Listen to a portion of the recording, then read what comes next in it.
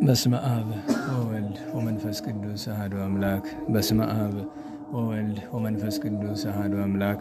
በስመ አብ ወወልድ ወመንፈስ ቅዱስ አሐዱ አምላክ አሜን። የአባቶቻችን አምላክ የቸርነት ባለቤት ቸሩ እግዚአብሔር ከዚህ ሰዓት ከዚህ ዕለት ያደረሰን ቅዱስ ስሙ የተመሰገነ ይሁን። እንዴት ዋላችሁ? እንዴት ሰነበታችሁ? ቸርነቱ ምሕረቱ ይቅርታው በጎነቱ ለዘላለም የባሕርይ ገንዘብ የሆነ እግዚአብሔር አብ እግዚአብሔር ወልድ እግዚአብሔር መንፈስ ቅዱስ ለአምላክነቱ እንደሚገባ በድጋሚ የተመሰገነ ይሁን። እመቤታችን ወላዲተ አምላክ ድንግል ማርያም፣ ቅድስት ቤተ ክርስቲያን፣ ቅዱስ መስቀል ያከበራቸው ቅዱሳን ሁሉ ስማቸው የከበረ የተመሰገነ ይሁን። እንኳን አደረሳችሁ። ክርስቶስ ተንሥአ እሙታን አሰሮ ለሰይጣን ሰላም ኮነ። በይቅርታው በቸርነቱ ፍስሐ ሰላምን፣ ተድላ ደስታን፣ ፍቅር አንድነትን፣ ገነት መንግሥተ ሰማያትን የሰጠን የአባቶቻችን አምላክ ቸሩ መድኃኔ ዓለም ቅዱስ ስሙ የተመሰገነ ይሁን። ብርሃነ ትንሣኤውን በእኛ ላይ ያድርግልን። አንደኛይቱ የሐዋርያው የቅዱስ ጴጥሮስ መልእክት ምዕራፍ 3 ቁጥር 15 ነገር ግን በፍጹም ልቡናችሁ እግዚአብሔርን አመስግኑት፣ በእናንተም ስላለች ተስፋ ምክንያት ለሚጠይቋችሁ ሁሉ መልስ ለመስጠት ሁል ጊዜ ተዘጋጅታችሁ ኑሩ። ሥራችሁንም ክፉ አስመስለው የሚያሟችሁ ሰዎች ቢኖሩ ስለ ክርስቶስ የምትሰሩት ከሥራችሁ ደግነት የተነሳ የሚያሟችሁ ሰዎች ያፍሩ ዘንድ በቅንነታችሁና እግዚአብሔርን በመፍራት አካሄዳችሁን አሳምሩም። ክፉ ከምትሰሩ ይልቅ መልካም ሥራ እየሠራችሁ የእግዚአብሔርን ፈቃድ እየተከተላችሁ መከራ ብትቀበሉ ይሻላልና። ክርስቶስም እኮ ስለ ሰው ኃጢአት አንድ ጊዜ ሞቷልና፣ ጻድቅ እርሱ እኛን ወደ እግዚአብሔር ያቀርበን ዘንድ ስለ እኛ ስለ ኃጢአታችን በሥጋ ሞተ፣ በመንፈስ ግን ሕያው ነው። በእርሱም በወህኒ ወዳሉ ነፍሳት ሄዶ ነፃነትን ሰበከላቸው። ጥቂት ማለትም 8 ነፍሳት በውሃ የዳኑባት መርከብ ሲሰራ በኖህ ዘመን የእግዚአብሔር ትዕግሥት በዘገየ ጊዜ ቀድሞ ክደውት ለነበሩት ሰበከላቸው። አሁንም እኛን በዚያው አምሳል በጥምቀት ያድነናል። ሥጋን ከእድፍ በመታጠብ አይደለም፣ ጌታችን ኢየሱስ ክርስቶስ በመነሳቱ በእግዚአብሔር እንድናመን መልካም ግብርን ያስተምረን ዘንድ ነው እንጂ። እርሱም ወደ ሰማይ ያረገ በእግዚአብሔር ቀኝ ተቀምጦ ያለ መላእክትና ሥልጣናት ኃይላትም የተገዙለት ነው። ስለ ቅዱስ ቃሉ ቸሩ መድኃኔ ዓለም በድጋሚ የተመሰገነ ይሁን፣ ተመሰገነ ይሁን። እንኳን አደረሳችሁ። እንግዲህ እግዚአብሔር ፈቅዶ ሰሙነ ሕማማትን ፈጽመን በዓለ ትንሣኤውን እያከበርን እንገኛለንና እግዚአብሔር እንደወደደ ቀደም ሲል ካነበብኩት ኃይለ ቃል ውስጥ በ19ኛው ቁጥር ያለውን ወሖረ ሀበለሙ ቅሕታ ትነብር ነፍሶሙ ወሰበከ ሎሙ ግእዛነ፣ ነፍሳቸው ታስራ ወደ ነበረች ሄዶ ነፃነትን ሰበከላቸው። ርዕሳችን ይኸው ይሆናል። በዓለ ትንሣኤ ነውና ብናስረዝመው ድካምም ይኖራልና በዚያውም ላይ 2 ጉባኤ ሆኖ እንዳንረብሽም እግዚአብሔር እንደፈቀደ በአጭር ለማድረግ እንሞክራለን። እንግዲህ ጌታችን መድኃኒታችን ኢየሱስ ክርስቶስ ቸሩ መድኃኔ ዓለም እኛን ለማዳን ከሰማያት ወርዶ ከእመቤታችን ከድንግል ወላዲተ አምላክ እመብርሃን ማርያም ተወልዶ እንደ ሰው ልጆች በጎዳና እየዳኸ ለእናት ለዘመዶቹ እየታዘዘ በየጥቂቱ አድጎ ተጠምቆ አስተምሮ ድንቅ ድንቅ ታምራትን ሰርቶ የባሕርይ አምላክነትን ገልጦ ጊዜው ሲደርስ ነቢያት በየዘመናቸው የተናገሩትን ለመፈጸም በቀራንዮ መከራን ተቀበለ። ከዚያም 3 መዓልት 3 ሌሊት በከርሰ መቃብር አድሮ ነቢያት እንደተናገሩ እርሱም እንደተናገረ ሞትን ድል አድርጎ ተነሳም። ዛሬ የምናከብረው ይህንን ነው። ነገር ግን መሠረታዊው ጥያቄ ለትንሣኤ እንደሚገባ ትንሣኤን የሚያከብር ማን ነው ስለሆነ ለዚያ ነው ወሰበከ ሎሙ ግእዛነ፣ ነፃነትን ሰበከላቸው። ነፃነት የሌለው ሰው ቅዱሱ ሰማዕት ግእዛንሰ መስቀለ ክርስቶስ ነፃነት ማለት የክርስቶስ በመስቀል ላይ መሰቀሉ ነው። አንድም የክርስቶስ መስቀሉ ነው። ብሎ እንዳለ ስንቶቻችን ነፃ ነን? አሁን ስንቶቻችን በባርነት ያልተጠመድነን የሚለውን ለመመለስ ነው የምንሞክረው። ከሁሉ የሚቀድመው ነገር ግን ስለ ጌታችን ትንሣኤ መናገር ነው። በአማን ተንሥአ ክርስቶስ መድኃኒነ፣ በእውነት መድኃኒታችን ክርስቶስ ተነስቷል። በየዓመቱ ቀድሞ የነበሩ ደጋግ አባቶቻችን 50ውን ቀን የሚለዋወጡት ሰላምታ ይሄ ነበር። በጥንቲቱ ቤተ ክርስቲያን ከዘመነ ሐዋርያት ጀምሮ ሲያገኘው በአማን ተንሥአ ክርስቶስ ወይም በአማን ተንሥአ መድኃኒነ፣ ክርስቶስ በእውነት ተነስቷል ይለዋል። ያኛውም በአማን ተንሥአ እውነትም ተነስቷል ብሎ ይመልስለታል። ይህንን ሊቁ ቅዱስ ያሬድ ጣዕመ ዜማ ሰርቶ እንድንመላለሰው አድርጎ ክርስቶስ ተንሥአ እሙታን በአብይ ኃይሎ ስልጣን፣ ገናና በሆነ የባህሪው በሆነ ስልጣን ክርስቶስ ሞትን ድል አድርጎ ተነሳ። አሰሮ ለሰይጣን፣ ሰይጣንን አሰረው። አግዓዞ ለአዳም፣ አባታችን አዳምን ነፃ ወጣው። ሰላም እምይእዜሰ፣ እነሆ ከዛሬ ጀምሮ ከትንሣኤው ዕለት ጀምሮ ሰላም ወረደ፣ ሰላም ተደረገ፣ እርቅ ፍቅር ተደረገ። ፍስሐ ወሰላም፣ ይኸውም ደስታ፣ ሰላም፣ ፍቅር፣ አንድነት ነው። ይህንን አባቶቻችን ካህናት ሌሊት መቼም የሆሳዕና ዕለት ፍትሐት ከተደረገ በኋላ እግዚአብሔር ይፍታ መባል፣ መስቀል መሳለም፣ በሌላው ጊዜ የምናገኛቸውን ሀብት ረድኤት ማግኘት የለምና ዛሬ እንጃ እንጂ በቀድሞ ዘመን ያችን በመንፈቀ ሌሊት ካህናት እግዚአብሔር ይፍታ ሲሉ ለማድመጥ ስንት ነገር ነበረ፣ ጉጉት ነበረ። መጽሐፍ እንደሚል በፍትሐ ነገሥት በአንቀጸ ጾም በ15ኛው አንቀጽ ላይ በጾመ ሁዳዴ በአብይ ጾም ደስታን የሚያደርግ ሰው ክርስቶስ በተነሳ ጊዜ ወዴት ይገባ ይሆን ይላሉ አባቶቻችን። በአብይ ጾም ይልቁኑ በሕማማት የጌታን መከራ ያላሰበ ከመከራው ጥቂትም ቢሆን ያልተሳተፈ ጌታ ተነሳ ሲሉት የት ይሄድ ይሆን? ምክንያቱም አባቶቻችን ቅዱስ ጳውሎስ ምን አለን?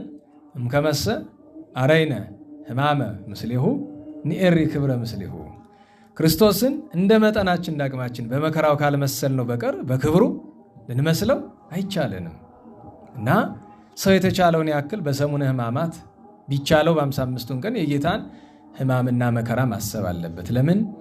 ለእኛ ትንሣኤ በኩር ሆኖ ከሙታን መካከል የተነሳ ቅዱስ ጳውሎስ ብርሃነ ዓለም በአንደኛ ቆሮንቶስ ምዕራፍ 15 ሰሞኑን የሚነበበው ኃይለ ቃል ከቁጥር 20 ጀምሮ እሱ ነው ሚነግረን።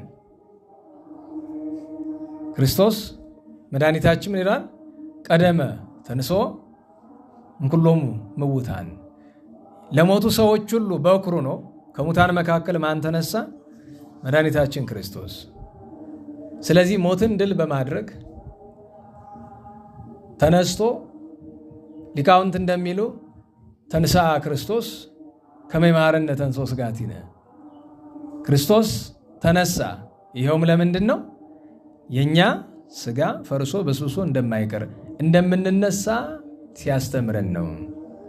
በእርገቱ ቀን ደግሞ አርገ ጊዜ ከመ ያለቡ ዕርገተ ጻድቃን ንጹሐን ይላሉ አይደል አባቶቻችን። ትንሣኤው ለእኛ ትንሣኤ በኩር ነው፣ ዕርገቱም እንዲያ ነው። ስለዚህ በትንሣኤው የጌታን ትንሣኤ ከማክበር ጋር የእኛ ሕይወት ውስጥ ሞት ነው ትንሣኤ ነው ያለ? ጨለማ ነው ወይስ ብርሃን ነው? ባርነት ነው ወይስ ነፃነት ነው? አንዳንድ ነገሮችን አንስተን ስንነጋገር አብዛኞቻችን በክርስቶስ ትንሣኤ ውስጥ እንደሌለን በግልጥ ያሳያል፣ ያስመሰክራል። ለምሳሌ አብዛኛው ሰው በሰሙነ ሕማማት ቤተክርስቲያን ይመጣል። የማይመጣው ሰው በሙሉ ይሄ ነገር ያስደስታል አያስደስትም? ያስደስታል። ነገር ግን ሁለት ችግር እናይበታለን። አንደኛው በሕማማት የሚመጣው በሕማማት ብቻ ነው አብዛኛው ሰው። ከዚያ በኋላ የለም። አሁን ስታስቡት የጸሎተ ሐሙስ ቀን የነበረውን ሰው ብዛት፣ የስቅለት ቀን የትንሣኤ ቀን የነበረውን ስትመለከቱ ያወሉ ክርስቲያን ሰኞ ማክሰኞ ከነገ ጀምሮ የት ነው ያለው? ቅዳሜ እሑድ በሌላው ጊዜ የት ነው ያለው? የእኛ ክርስቲያን አበይት በዓላት ካልሆኑ በቀር ቤተክርስቲያን የማይመጣበት ምክንያት ምንድን ነው ከተባለ ክርስትናውን መረዳትም ማስረዳትም ስላልቻልን ነው። ነገር ግን ጥፋተኞቹ ካህናት፣ ዲያቆናት እናስተምራለን የምንል ሰዎች ብንሆንም እንኳ ሰውየው ግን በእኛ አመካኝቶ ከገሃነመ እሳት ሊያመልጥ አይችልም። ቅጣቱ በካህናት በዲያቆናት አስተማሪ ነን በምንል ሰዎች ሊከፋ ቢችልም እንኳ ሰውየው ግን ቤተክርስቲያን ላለመምጣቱ በእኛ ማመካኘት አይችልም። ሁለተኛው ትልቅ ችግር ደግሞ በዓመት አንድ ሳምንት ብቻ የሚመጡት ብቻ አይደሉም፣ ሁላችን ላይ ያለ ችግር ነው። እሱም የጌታችን ሕማም ለማሰብ ሳይሆን በዘልማድ መምጣታችን ነው። ለምሳሌ የጌታችንን ሕማማት የእመቤታችንን ሐዘን የሚናገሩ ኃይለ ቃላት ሲነገሩ ማዘን ይቅርና ስራዬ ብሎ የሚያዳምጥ እንኳ የለም። በቃ እና እኔ ግብረ ሕማማት ያለፈው ዓመት ላይ የሆነ ሰው ስጦታ ብሎ ግብረ ሕማማት መጽሐፍ አመጣ። እኔ ከቤቴ ገዝቼ የማላስቀምጣቸው መጽሐፎች አሉ። ለምን በማህበር የምንገለገልባቸው እስከሆኑ ድረስ በማህበር ካሉበት ቦታ ሄዶ ማዳመጥ ይገባል ብዬ ስለማምን ከነዚህ መጻሕፍት መካከል ለምሳሌ ስንክሳር እንደሌለኝ ታውቃላችሁ። ኑሮኝ አያውቅም። እኔ ስንክሳር ወደፊትም ይኖረኝ አይመስለኝም። ለግሌም ይዘው አይመስለኝም። በቃ ስለ ክብሩ ሲባል ለክብሩ በሚመጥን መንገድ ማንበብ ስለሚገባኝ ከቤተ መቅደስ ብቻ ነው እና እዚህ አዳምጣለሁ። ደግሞ እናንተ ስታነቡ እና ግብረ ሕማማቱን ሰዎች ይዘው ሲመጡ ያልገመትኳቸው ሰዎች ናቸው። የባንክ ሰዎች ናቸው። ያው ደንበኛ ለማበረታታት በሚል እኔ አንድ ምስኪን ደረቅ ድሃ ነኝ፣ ግን ጉባኤው ደህና ነውና በጉባኤው ምክንያት እንደ ሀብታም ነው መመስልና እግዚአብሔር ይመስገን ጉባኤውን እግዚአብሔር ሀብታም አድርጎታል። ሀብቱ ረድኤተ እግዚአብሔር ነው፣ ገንዘብ አይደለም። ግን እናዛ ምክንያት አንድ ደህና ፎጣና ግብረ ሕማማት ይዘው መጡ። ኋላ ሳስበው ይዘው የመጡበትን ምክንያት የተረዳሁት በኋላ ነው። አልገለጥኩት፣ አልከፈትኩት። እንደታሸገ ዓመት ቆየና የዚህ ሰሙነ ሕማማት ሲደርስ ሞያው ገባኝ። አሁን ለምን እንደመጣ የዛሬ ዓመት እነዚህ ሰዎች ገዝተው ሲያመጡት አልገባኝም ነበር። አሁን ገባኝ። እነሱ ያሰቡት አይደለም የገባኝ፣ ባለቤቱ ያሰበው ነው። እና ምንም ድሮ ስናነበው የምንኖር ቢሆንም እንኳ ግን እስቲ ቁጭ ብዬ ልመልከተው። በጣም ግዙፍ መጽሐፍ ነው በነገራችሁ ላይ ከ1200 ገጽ በላይ፣ ለዚያውም በዚያ በጣም ትልቅ መጽሐፍ የስንክሳሩን እንደው 2 እጥፍ ባይሆንም አንድ ተኩል እጥፍ ይሆናል። ግዙፍ መጽሐፍ ነው። ለሸክም በእጅ ይዞ ለማንበብ እንኳ ከባድ ነው። እና ዓላማው ምንድን ነው? ያን ያክል መጽሐፍ በግብፅ በሶሪያ የነበሩ ደጋግ ቅዱሳን ሲያዘጋጁት፣ በኋላም አቡነ ሰላማ ብርሃነ አዜብ ሲተረጉሙት፣ የኢትዮጵያውያን ሊቃውንት እንደገና ዳግመኛ ሲያደራጁት ምንድን ነው ዓላማው ከተባለ የጌታችን ሕማማት እንዲገባን ነው። አንድ ሰው ክርስቲያን የሚባል ደጋግሜ የተናገረ ክርስቲያን የሚባል መቼ ነው ብለናል? ጌታችን ሕማሙ ሲገባው ነው። በአንድ ጀንበር የሚደረግ ነገር አይደለም። ሕማሙ ካልገባን እንዴት ነው ትንሣኤው የሚገባን? መስቀሉ ካልገባን እንዴት ነው ብርሃነ ትንሣኤው ሊገባን የሚችለው? ስለዚህ አንድ ክርስቲያን ከትንሣኤው በፊት ከእሑድ በፊት ስለ ዓርብ ማሰብ አለበት። ዓርብ ከሌለ እሑድ የለም። ስቅለት ከሌለ ሞት ከሌለ ትንሣኤ የለም። መድኃኒታችን በመከራው መምሰል ቢያቅተን እንኳ ሐዘን ሊኖረን ይገባል። ሞተ ወልደ እግዚአብሔርን እያሰቡ ማዘን ትልቅ ሀብት ነው እና በእውነቱ መድኃኒታችን ክርስቶስ ተነስቷል። ተነሳ ለማለት ግን ወበከመ ነበረ ዮናስ ውስተ ከርሰ አንበሪ ሰሉሰ ዕለተ ወሰሉሰ ለያልየ፣ ነቢዩ ቅዱስ ዮናስ በአሳ አንበሪ ሆድ ውስጥ 3 መዓልት 3 ሌሊት እንደነበረ ከማሁ ይነብር ወልደ እጓለ እመሕያው ውስተ ልበ ምድር ሰሉሰ ዕለተ ወሰሉሰ ለያልየ፣ ክርስቶስም በዚች ምድር ልብ ውስጥ ተቀብሮ 3 መዓልት 3 ሌሊት ይቆያል ያለው ይደርስ ይፈጸም ዘንድ ነቢያት በየዘመናቸው እነ ቅዱስ ዳዊት የተናገሩት ይደርስ ይፈጸም ዘንድ ጌታ ሞትን ድል አድርጎ ተነስቷል።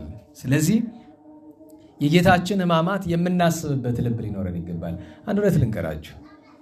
ለምሳሌ መልካም እህት ካለችሽ፣ መልካም ምትያት በክርስትናዋ ደህና የሆነች እህት ካለችሽ እሷን ለማገዝ አንድ ነገር ማድረግ አለብሽ። እሷ የምታደርገውን ነገር አድርጊ። ይህም በማድረግሽ በጣም ነው የምታግዣት። ለምንድን ነው የምታግዣት? የጠላትን ኃይል ወደ ሁለት ትከፍይዋለሽ ማለት ነው።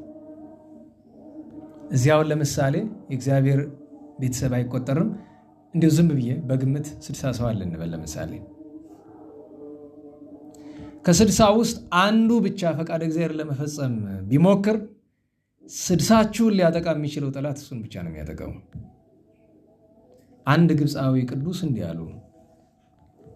ደቀ መዝሙራቸው ቀርቦ አባቴ አላቸው። አቤት። ከድሮ አባቶቻችንና ከአሁን ዘመን ቅዱሳን ማን ነው በጣም የሚፈተን ብሎ አለ።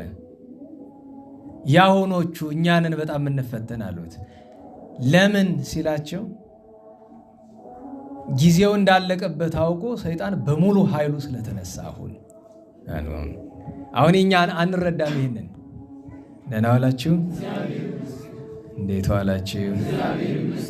ጊዜው እንዳለቀበት አውቆ በሙሉ ኃይሉ ሊዋጋ ወጥቷል ክርስቲያኖችን አሉ። ቅድም የነገርኳችሁ ነገር ግን ምንድን ነው? አንደኛ እሁ ዘይትራዳ ምስለ እሁ ከመሃገር እንተባጠቅም ይላል አይደል በመጽሐፍ። ደህና ዋላችሁ? ከወንድሙ ጋር በጸሎት የሚራዳ ከእህቷ ጋር በጸሎት የምትራዳ ክርስቲያን ምንድነው አለ? አጥር እንዳላት ከተማ ነው አለ። ያን ጠላት ይገባዋል? አይገባውም፣ አይገባበትም። እና በጸሎት ለመረዳዳትም መጀመሪያ አብሮ ማለት መሞከር አለብን፣ የእግዚአብሔርን ፈቃድ ሁላችን። አለያ አንዳንድ ወንድሞች አንዳንድ እህቶች ላይ ፈተና እየበዛባቸው ሲሞክሩት ለምንድን ነው ክርስቲያን? በነገራችሁ ላይ አንዳንድ ጊዜ ክርስትናውን በተግባር ሲሞክሩት ለአንዳንድ ሰዎች ረመጥ ይሆናል። ብቻ መቆም ከባድ ነው። የእግዚአብሔር ረድኤት እንዳለው ነው። ግን ታውቃላችሁ እግዚአብሔር እኛን ወደ ፈተና እንዳንገባ የሚጠብቅበትም የማይጠብቅበትም ጊዜ አለ። የሚጠብቅበት ጊዜ ጨርሶ የማንተርፍበት ከሆነ ይጠብቀናል እንዳንገባ እዛ ፈተና ውስጥ። ግን እንደምንም ተሰቃይተን የምንወጣበት ከሆነ ግን እንድንገባ ይፈቅዳል ጠላት ፈተና ሲያመጣና ስለ ትንሣኤው ስንነጋገር ስለ ጌታችን ትንሣኤ ምንም ቢሆን ምንም የጌታን ሕማማት በተቻለን መጠን መሞከር። ጌታችን ወደ ቀራንዮ ሲሄድ ምን ተሸክሞ ነበረ? ንገሩኝ። እንዴት ዋላችሁ? ምን ተሸክሞ ነበረ? አንዳንድ መምህራን ሲተረጉሙ ምን ይላሉ? መስቀል መሸከም ምንድነው ትለኝ እንደሆነ ጌታ የተሰቀለው የእንጨት መስቀል ነው፣ ቅዱስ መስቀል ነው እንላለን። ትክክል ነው። ነገር ግን ጌታ የተሸከመ አዳምን ነው። ነው አላችሁ? ጌታ የተሸከመ ማንን ነው? ማለትም የማንን መከራን የተሸከመ ነው? አባታችን አዳምን ነው። ስለዚህ አንዱ አንዱን ቢሸከመው በድካሙ፣ በመከራው፣ በሕማሙ አንዱ አንዱን ሲያግዘው መስቀል መሸከም ማለት እሱ ነው። ላንተ የሚያስፈልግህን እንጀራ ለተራበ ስትሰጠው፣ ላንተ የሚያስፈልግህን ልብስ ለተራበ ስትሰጠው፣ ባንተ ጉዳት ሌሎችን ከጠቀምክ መስቀል ማለት እሱ ነው። የክርስቶስ መድኃኒታችን መስቀል ማለት እሱ ነው። ብዙዎቻችሁ ጸልዩልን ማለት ትወዳላችሁ። እናንተ ግን ስለሌላው አትጸልዩም። ይገርመኛል። አባቶቻችን ምን ይላሉ? ስለሌላው የማያስብ የማይጸልይ ሰው ጸልዩልኝ ቢል ከዘበት ነው የሚቆጠርበት። ነፍሳቸውን ይማር በቀኝ ያቆማቸውና መምህራችን የንታ ፀሐይ ትናንት 16ኛ ዓመት የረፍት መታሰቢያቸው ነበረ። ትናንት አይደለም፣ የስቅለት ቀን ስቅለት አይደለም፣ ሐሙስ 9 አይደለም፣ ጸሎተ ሐሙስ በ9 ሚያዝያ 9 በ2001 ነው ያረፉ። የጓይ ቤቱ ምስክር መምህር የነበሩት ድንግሉ የኔታ ፀሐይ በቀደም ባለፈው መታሰቢያ ካደረግንላቸው አንዱ ናቸው። እሳቸውን ድሮ ልጅ እያለሁኝ የንታ ክርስትና ስሞት ማን ነው ስላቸው ምን ያደርግልሃል አሉኝ። ዳዊት ስደግም ለመጥራት መምህር ያደሉ ብዬ ስላቸው እኔ እንደ ትልቁም ነገር አላየሁትም። እኔ በቃ ማልቀስን የቀራቸው ደስታው ከዚህ ዘመን ትውልድ ስራዬ ብሎ በጸሎት ላስብ የሚል ሰው ተገኘ ብሎ አሉኝ። ገብረ ሐዋርያት ይባላሉ። በጣም ሲገርማቸው ስላየሁኝ መናገር ጥሩ ላይሆን ይችላል። ከዛች ጊዜ ጀምሮ ላለፈው 20 ምናምን ዓመት ጠዋትም ማታም ካፌ ተለይተው አያውቁም። እኔ ጸሎት አድርጌ ልጠቅማቸው አይደል እንደሳቸው ያለ ንጹህ ሰው። ግን ያን አይቼ ገርሞኝ እንታ ክንፈ ገብርኤል ካልኩ ቀጥሎ ገብረ ሐዋርያት ነው። ምንጊዜም ክንፈ ገብርኤል መምህራችን ናቸው። እንታ ለስላሴ ያስተማሪ የመምህራችን ስም በእያንዳንዷ አንዳንድ ጊዜ አበው ሲያሳድጓችሁ እንደዚህ የምትሆኑ ቅርታ የማይገባ ነገር እየተናገርኩ ከሆነ ግን እኔን አይጠቅመኝ የምናገረው ለእናንተ ይጠቅም ይሆናል። በእያንዳንዱ አንቀጽ ለምሳሌ ዳሴ ማርያም ስንጨርስ እናነሳቸዋለን። አንድ መልክ ስንጨርስ፣ ሁለተኛውን መልክ ስንጨርስ ሌሎች አንቀጾች ኪዳን የሚያደርስ በኪዳን ዳዊት የሚያደርስ በዳዊት ሌላም ጸዋቱ የሚያደርስ እንደዚያ። ለምን አንድ ቀለም የነገረ እንደምን ይሁን ተብሏል?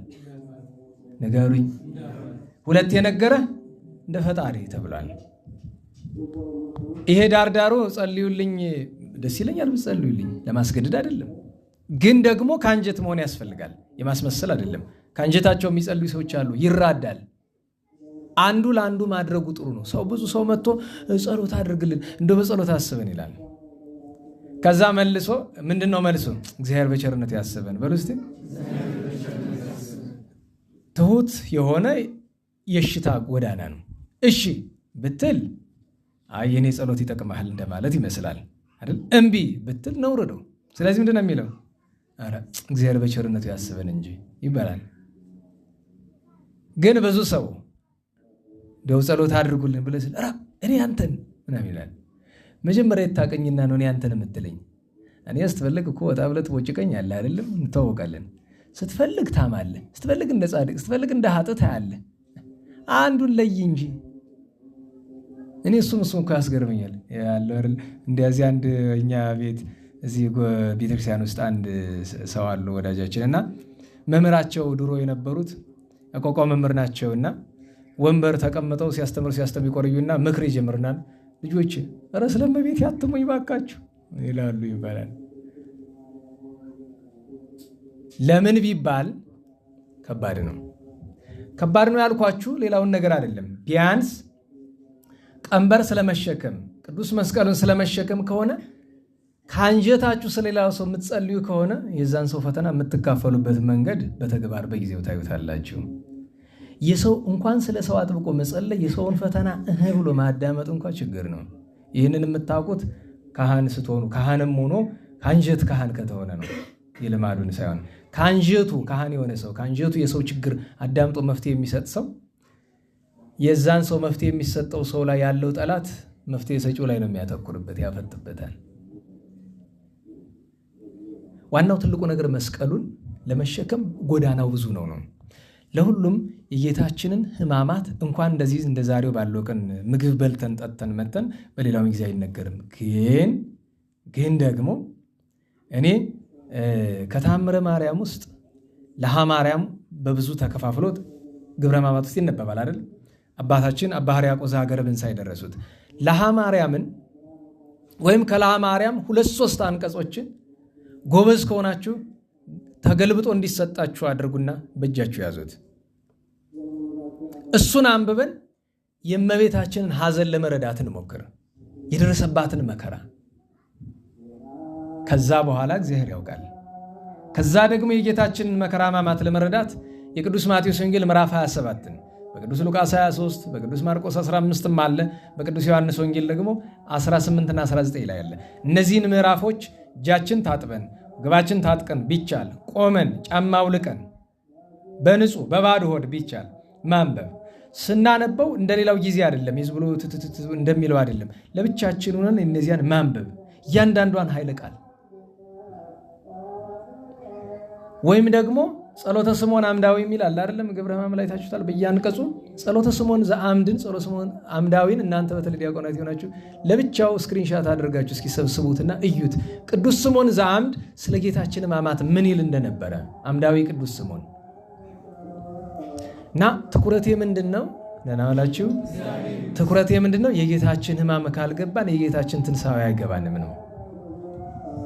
አሁን ወደ ጌታችን ትንሣኤ እንምጣ። መድኃኒታችን ኢየሱስ ክርስቶስ ሲነሳ እንዴትና ምን ነበረ ቢባል ከራሱ በቀር ማንም ያውቀው የለም። ስንኳ ሌላ የጌታን ትንሣኤ ቀድመው ያዩ እነማን ናቸው? ደህና ዋላችሁ። እንዴት ዋላችሁ? እነማን ናቸው? ከመቤታችን ውጭ ከመቤታችን በቀር መቤታችን ከሌላ ፍጥረት ጋር ስለማትወዳደር ከመቤታችን ውጭ የጌታን ትንሣኤ ቀድመው ያዩ እነማን ናቸው? ማን? ቅዱሳት አንስት። እናንተስ? ቅዱሳት አንስት ማርያም መግደላዊት እሷማ ቅዱሳት አንስት አንዷ ናት። የተለየ መልስ ያለው አለ? ጎበዝ። መጀመሪያ ያዩ ማን ናቸው? ቅዱሳን መላእክት ናቸው። ከነሱ የሚቀድም የለም ከመላእክት። ከስጋ ለባሽ ከሆነው ደግሞ ከመቤታችን በቀር የምትቀድም ቅድስት ማርያም መግደላዊትና ቅዱሳት አንስት ናቸው። አሁን መሰረታዊ ጥያቄ የሚመጣው አስቡት፣ ጌታችን የአገላለጥ ተራውን ተመልከቱ። እመቤታችን የሚቀድማት የለም። ከእመቤታችን በቀር ግን ቅዱሳን መላእክት አንደኛ፣ ማርያም መግደላዊት ሁለተኛ፣ ቅዱሳት አንስት ሶስተኛ ናቸው አይደለም? ለምን አራተኛ የጌታችን ትንሣኤ ያየ ሰው ይመስላል? አሁን ከሐዋርያት ጌታን ለማየት ማን የቀደመ ይመስላችኋል? ቅዱስ ጴጥሮስ ነው። ለምን? እንዲያውም እዚህ ላይ ጥያቄ የሚያስነሳ በእርግጥ ዮሐንስ ወልደ ነጎድጓድ በእመቤታችን ተረድቷል። መነሳቱን የተረዳበት አንቀጽ አለው። ግን አባቶቻችን ምን ይላሉ? ዮሐንስ ነው የሚቀድም ወይስ ትንሣኤውን ለማወቅ ጴጥሮስ ቢሉ፣ አይ ለማወቅማ ዮሐንስ ይቀድም ነበረ። ለመገለጥ ግን ቀድሞ የተገለጠለት ለጴጥሮስ ነው፣ ለቅዱስ ጴጥሮስ። አሁን እንመልከት ለምን የሚለውን። ግሩማን መላእክት ለምን ቢባል አሁን ጌታችንን ለማገልገል ነቢያት ያገለገሉበትን ዘመን ያንዱን ነቢይ አይደለም ከአባታችን አዳም እስከ ዘካርያስ ድረስ የነበሩ ነቢያትን በሙሉ አገልግሎት እንደምረው የስንት ዘመን አገልግሎት ይሆናል? ከአዳም እስከ መድኃኒታችን 5500። ከዚያ የሐዋርያትን የ40 ዓመት አገልግሎት፣ የሐዋርያውያን አበውን የ70 ዓመት አገልግሎት፣ 70-80 ዓመት አገልግሎት፣ የሰማዕታትን የሊቃውንት የጻድቃን የእነዚህን ሁሉ አገልግሎት ብንደምረው በአገልግሎት የሚበልጡ ማን ናቸው? ንገሩኝ። ቅዱሳን መላእክት። ስለዚህ ጌታ ፍትሐዊ አምላክ ነው። በቸርነቱ መጠን ፍትህ አለው። መላእክትን አስቀድመ ከመላእክት ቀጥሎ እንግዲህ እመቤታችንን አቆይተን የእመቤታችን የልጇን ትንሣኤ ማየት ለየት ያለ ስለሆነ ቅድስት ማርያም መግደላዊትን ለምን አስቀደማት? ደህና ዋላችሁ። በእግረ መስቀሉ ሌሎች ሴቶችስ ነበሩ አይደለ ቢባል በጌታ ስቅለት ቀን ከሴቶች እናቶች መካከል የቅድስት ማርያም መግደላዊትን ያክል ከእመቤታችን በቀር የሆነ የለም።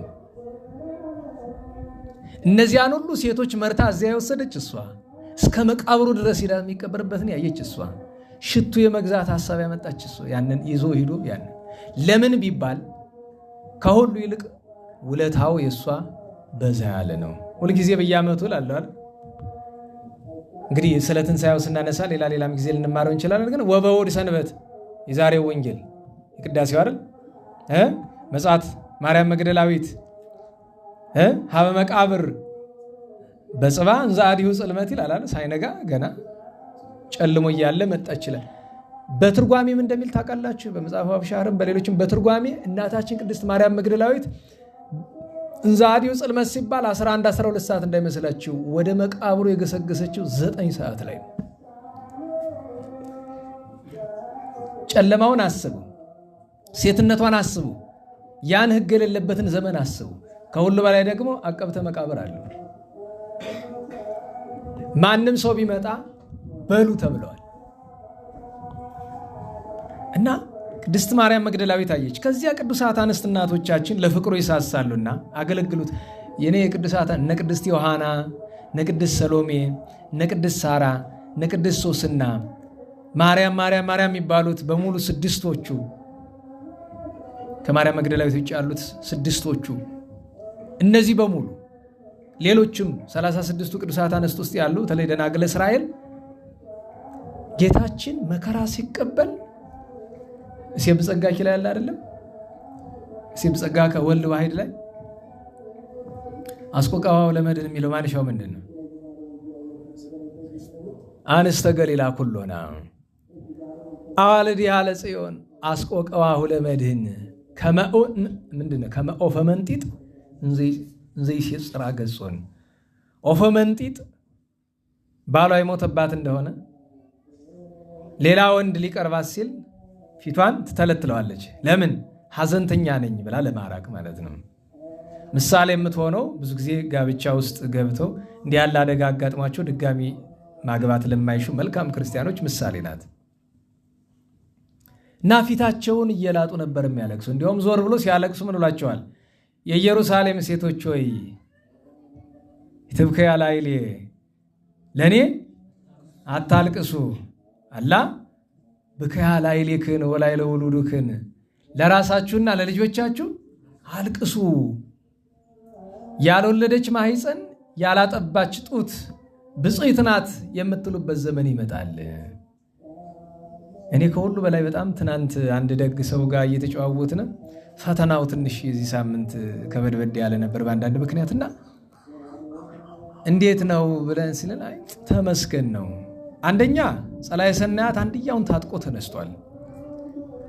ዝርዝር ውስጥ አልገባም እንጂ በጣም ታጥቆ ተነስቷል። ታጥቆ ምን ደግሞ ከባዱ ነገር ክርስቲያኖች ሁላችንም ተኝተናል፣ ልባችን ተኝቷል። እና እንዲህ ባለው ጊዜ እሱ በርትቶ እኛ ደክመን ከዚህ ሁሉ በላይ ደግሞ ከባዱ ነገር ምንድን ነው ከተባለ ደህና ዋላችሁ? እንዴት ዋላችሁ? እሺ ለሁሉም ልተው፣ አንዳንድ ነገሮች ውስጥ ወደ ዝርዝር መግባቱ ስለሚከብድ ጌታ ለቅዱሳት አነስታየ ወደሚለው ብቻ ላተኩርና ከዚያ ልለፈው። ምክንያቱም የኛውን ላነሳው የነበረውን ነገር የተወኩበት ምክንያት እስቲ በቁም ነገር ወይ ራሱን አስችልን ስራዬ ብለን ካልተነጋገር ነው ማለት አንድ ክርስቲያን መንግስተ ሰማያትን መድኃኒታችንን መረዳት ቢያቅተው ጠላቱን መረዳት እንዴት ያቅተዋል? በነገራችሁ ላይ ይሄ ዘ አርት ኦፍ ዋር የሚል መጽሐፍ አይታችሁ ታውቃላችሁ? አንበባችሁ? ሰንዙ የጻፈው ከክርስቶስ ልደት በፊት የነበረ አንድ የቻይናዊ የጦር ጄኔራል፣ ዛሬ ድረስ የዓለም ጦር የሚመራ በዛ ነው። እና በሱ መጽሐፍ ውስጥ የድል ሁሉ ሚስጥር ምንድን ነው ይላል። አሁን ሰንዙ ጣዖት አምላኪ ነው የጻፈ። ዘ አርት ኦፍ ዋር ማለት እንግዲህ የጦር ጥበብ ነው፣ ሌላ ነገር የለውም። እኛ ስለ ጦር ጥበብ አንማርም፣ ግን ውጊያ አለብን። ከማን ጋር? ከአጋንንት ጋር፣ ከረቂቁ ጠላት ጋር ውጊያ ሲኖርብን እሱ የተናገረው ነገር ይገርመኛል። ለምን አስገረመ ብትሉኝ፣ ጠላትህን ድል ማድረግ ከፈለክ ከራስህ ይልቅ ስለ ጠላትህ በደንብ አውቅ ይላል። ስለላ የሚባል ነገር ታውቁ የለ? ያኔ ነው በቃ የገነነ። ከዛ ጊዜ ጀምሮ ነው አይደል? በቃ አንተ 100 ወታደር ይዘህ 10 ሺህ የያዘውን ጠላትህን ካወቅከው ምን እንዳለው ምን እንደሚያደርግ ካወቅ፣ እኛም በክርስትናችን ውስጥ ጠላት እንደሚፈትነን፣ ለምን እንደሚፈትነን፣ እንዴት እንደሚፈትነን መረዳት አለብን። ከተረዳን በጦርነት ውስጥ አሸናፊ ነው ተሸናፊ ነው የምንሆነው። ምክንያቱም የድላችን ምስጢር የኛ ኃይል አይደለም። ማን አብሮን ስለሚሆን? እግዚአብሔር ስለሚሆን። እሱ እንድናስተውል እፈልጋለሁ። እና ቅዱሳት አንስት አዩ ነው ባጭሩ። ከዚያ ቀጥሎ ቅዱስ ጴጥሮስን ለምን አስቀደመ ቢሉ፣ እየወደደው ግን ከአንዴም ስንት ጊዜ ካደው? ደህና ዋላችሁ? እንዴት ዋላችሁ? ወዳጅ መገለጫው በደስታ ነው በሐዘን ጊዜ? በደህናው ነው በመከራው ጊዜ? ጌታችንን ቅዱስ ጴጥሮስ የካደው በመከራው ነው አይደለም? አካካዱ ደግሞ ጨርሶ ሆኖ አላውቀውም ነው። እንዲሁም መጨረሻ ላይ ምን ይላል? እንዲህ ያርገኝ ብሎ ራሱን እስከ መርገም ደረሰ፣ የምትሉትን አላውቀውም ብሎ። የእግዚአብሔር ቸርነቱ ሶስተኛ እሱ ሲክድ ምን ጮኸ? ንገሩኝ። እንዴት ዋላችሁ? መጽሐፈ ዶርሆ የሚለውን አነበባችሁት? ግብረ ሕማማት ላይ መጽሐፈ ዶርሆን አንብቡት። ቅዱስ ያዕቆብ ዘስሩግ የጻፈው መጽሐፈ ዶርሆ። የእንታ ዝራ ነፍሳቸውን ይማር። ዓመት ሊሆናቸው ነው አይደል? 2 ሳምንት ወይ 3 ሳምንት ቀራቸው። የእንታ ዝራ ሁልጊዜ ትንሣኤ ሲደርስ በዛ ቁጭ ይሉና እሆየ በደሮ ለጴጥሮስ ነው እዚህ በኋላ ምናምን ይላሉ። ነገሩ የገባው ሰው አለ? በደሮ ለጴጥሮስ ድሮ ነበረ ይባላል። ይሄ ማለት ግዕዝ በደንብ የማያውቅ ሰው በደሮ ለጴጥሮስ የሚለውን ነገር በደሮ የሚለውን ነገር ደሮ የሚለው እሱ በንትቶ ያለችው ደሮ የእውነት ዶሮ መስሎታል ነገሩ። በደሮ ማለት ምንድን ነው? በደሮ ቀደመው በሉ እስቲ። ኧረ እንዴት ዋላችሁ? እንዴት ዋላችሁ? አንድ ሰው ግዕዝ ውዳሴ ማርያም ተምሬያለሁ፣ ግን ግዕዝ አላውቅም፣ በቃሌ በደንብ ሁሉን ነገር ተምሬያለሁኝ እና ልጸልየው ልተዋለኝ። እስቲ መከሩት እናንተ ምን ትላላችሁ? ቋንቋውን አያውቀውም፣ ግን ከነተነሽ ከነተጣዩ በደንብ አድርጎ ጠፈፍ አድርጎ ተምሮታል፣ ለይቶታል በደንብ ተነሽ ተጣዩን። ትርጉሙን ግን አያውቀውም። ይጸልየው ይተወው። እንዴት ዋላችሁ? እንዴት ዋላችሁ? ጸሎት ቢል ተናግሮ ምስለ እግዚአብሔር ይላል። ጸሎት ማለት ከማን ጋር መነጋገር ነው? እሺ በሞቴ ለምሳሌ እኔና እናንተ እናውራና እኔ ስፓኒሽኛ ለማውቅ ቢሆን ኖሮ በስፔንኛ በስፓኒሽ ላውራችሁ ይገባችኋል አይገባችሁም? እያወራን ነው። ሰው በማያውቀው ቋንቋ እንዴት ይጸልያል? መፍትሄያችሁን አልነቅፈውም። እኔ የሰጠሁት መፍትሄ ምንድን ነው? በቀን ውስጥ አንድ ጊዜ በግዕዝ አንድ ጊዜ በአማርኛ ጸልዩ። በግዕዝ ጸልዩ ያልኩ ስለ ሁለት ምክንያት ነው። አንድ እንዳይጠፋ፣ ለወደፊት ስትማር ደግሞ ቋንቋውን ስታውቀው እንዳይጠፋ። ሁለተኛ ነገር አንተን ከእግዚአብሔር ጋር አያገናኝም። ምንም የማታውቁት ከሆነ በማታውቁት ቋንቋ ጸልያችሁ ከእግዚአብሔር ጋር መገናኘት አትችሉም። ምክንያቱም ምን እያላችሁ እንደሆነ ምኑን አውቃችሁት ነው? ከእግዚአብሔር ጋር አያገናኝም። ነገር ግን በአንቀጸ ጸሎት ስርዓት ላይ አንዲት አለች። እኛ ባይገባንም ጠላት ግን ሲሰማው ይፈራዋል። ቢያንስ ጸላዔ ሰናያትን ያደርገዋል ነው። ገብቷችኋል? ከእግዚአብሔር ዘንድ ምንም አያሰጠንም በማያናውቀው ቋንቋ ምን ጸልይ ከሆነ። ጠላትን ግን የማራቅ አቅም አለው ጠፈፍሎ ከተደገመ እና መፍትሄያችሁ ለዚህ ከሆነ ተቀብለነዋል። ካልሆነ ደግሞ እንግዲህ አልተቀበልነውም። እንዴት ዋላችሁ? እና ቅዱስ ጴጥሮስ እንደዚያ ካደረገ በኋላ ዶሮ ሲጮህ ደነገጠ። ረስቶት ነበረ።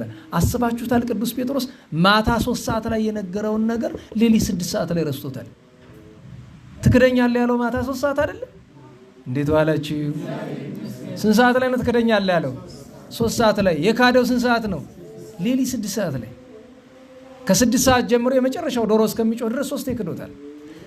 ዶሮ ሲጮህ ደነገጠ። ትዝ አለው። ማስታወሻ ነው። እግዚአብሔር ብዙ ጊዜ ማስታወሻ ይሰጠናል። አናስታውሰውም።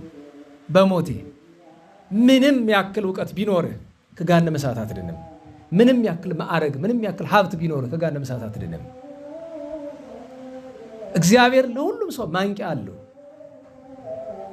ክፉ አልናገርም እንጂ አንዳንድ ጊዜ አንዳንዱ ሰው አመፀኛ ይሆናል። መናገር ስለተወኩ ነው እንጂ አንድ ሰው የሆነ ቪዲዮ ላከልኝ።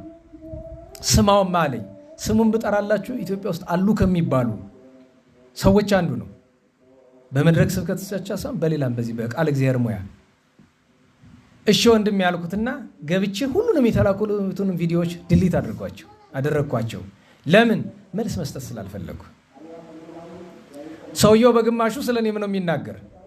ለመናፍቃን ለምን ተናገርካቸው ብሎ ለመናፍቅ ወግኖ ማለት ነው ሰውየው። እንግዲህ የሚገርማችሁ ወንበር ዘርግቶ ገባ የሚያስተምር ሰው እኮ ነው። እስከዛ ደረጃ ድረስ ወንበር ዘርግቶ የሚያስተምር ሰው እና አሁን ግን ትናንት ዕለት በአጋጣሚ ሰርቨር ስከፍት ፊት ለፊት የሆነ ነገር አየሁኝ። እንዲሁ በሞቴ ሰው እንዴት ያለ ነገር ነው! የሆነ ቪዲዮ አይታችኋል? ስንት ሰዓት ማረድ ይገባል ምናምን የሚል ነገር። እንዴት አንድ የተማረ ሰው አይደለም ፊደል ያልቆጠረ ሰው እንደዛ ይናገራል? አልናገርም ብዬ ተናገርኩ አይደል? ይሄ ሰው ምኑ ነው የቤተክርስቲያን ወዳጅ የሚያሰኘው? በሞቴ ድሮም ጀምሮ ሰውየው ማን እንደሆነ እናውቃለን። በእርግጥ ግን የዚህን ያህል ከፈለክ ጾም እኩሌታ ላይ የማታርደው ምን ችግር አለው አላለም? ተነስቶ በደብረ ዘይት ማለት ነው። አዝናለሁ እኔ በጣም። መድኃኔዓለም መጀመሪያ እኔን ይቅር ይበለኝ፣ ሁላችንም ይማረን፣ እሱንም ይማረው። እኔ አዝናለሁ። እኔ አንዳንድ ጊዜ በኋላ ደግሞ መቼስ አጸፌታውን የማያሳጣ ሰው ደግሞ የኔታ ዘላለም የአራት ጉባኤያት መምህሩ እሳቸው ደግሞ ጠፈፍ ያለውን ነገር ደግሞ ጻፉ። ለዛ መልስ አይመስለኝም። ዝም ብሎ ታይቷቸውን በራሳቸው የጻፉ እንጂ ለዛ መልስ አይመስለኝም። እኔ በነገራችሁ ላይ አንድ ጥያቄ ልጠይቃችሁ። እንዴት ዋላችሁ? የትንሣኤ ቀን የጌታ ትንሣኤና ስጋ መብላት ምንድን ነው የሚያገናኘው?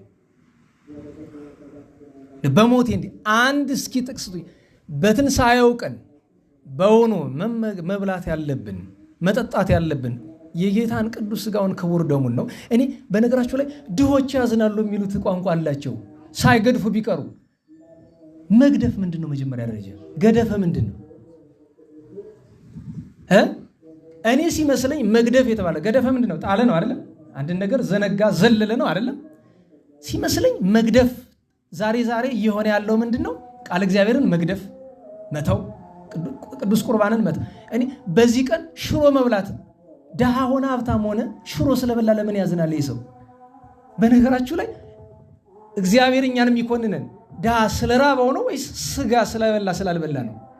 እኛውን ዛሬ እግዚአብሔር ይመስገን በቸርነቱ ከወትሮ የተለየ 180 ሰው ተሸኘ አይደል? ዛሬ ቸሩ መድኃኔዓለም ቸር ነው። የደከማችሁ ወንድሞቻችን እህቶቻችን የደካማችሁን ዋጋ መድኃኔዓለም ይስጣችሁ። ገንዘቡን የሚያዋጡትንም በረከቱን አይንሳቸው። ይህንን የምናደርግበት ምክንያት ከሆነ ላይቀር ነው እንጂ አንድ ድሃ የሚበላው አይጣ እንጂ ስጋ ምንድን ነው?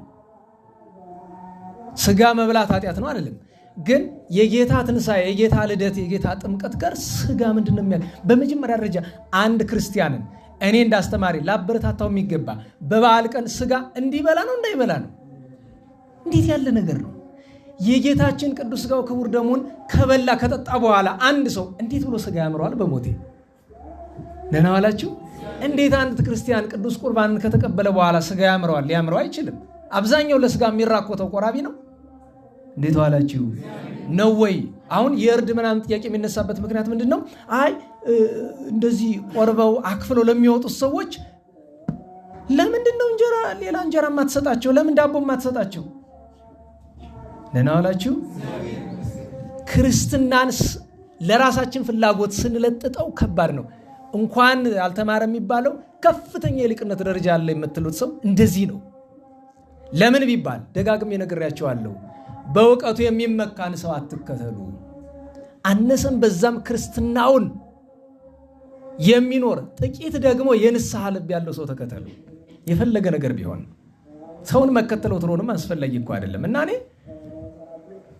ስለ ጌታ ትንሣኤ ስንነጋገር እንዲህ ነው ወይ?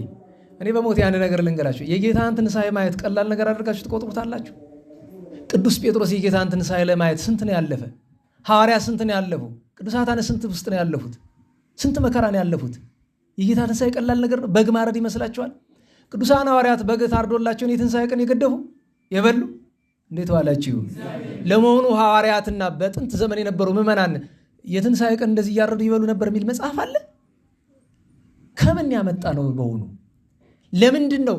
ከክርስትና የፈለቀ ባህል ነው እንጂ ጥሩ የትኛውም ልማድ እየመጣ ክርስትናችን ላይ ሲጫነብን አትብሉ አይደለም፣ ልብ በሉ። ስጋ ይበላ አይደለም እያልኩ ያለውኝ። ይሄን ያህል ትኩረቱ ምንድን ነው? ክርስትናችን የመሞቱ መገለጫ ምንድን ነው? ደህና ዋላችሁ።